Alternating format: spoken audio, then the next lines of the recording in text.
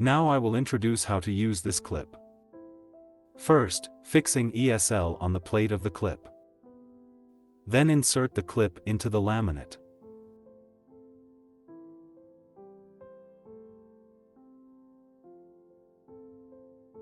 Next, I will introduce peg hook holder for you.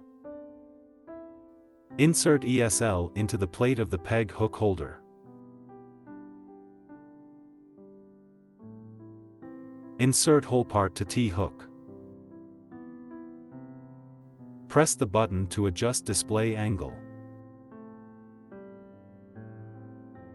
Next, I will introduce how to use the clamp. First, fixing ESL on the plate of the clamp. Then insert the clamp into the flat surface.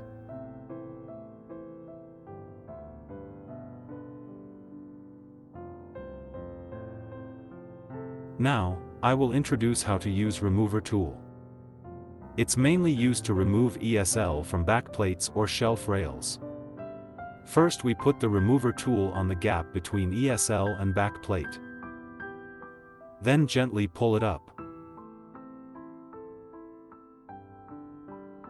We insert remover tool into the gap between ESL and shelf rail. Then gently take down the ESL.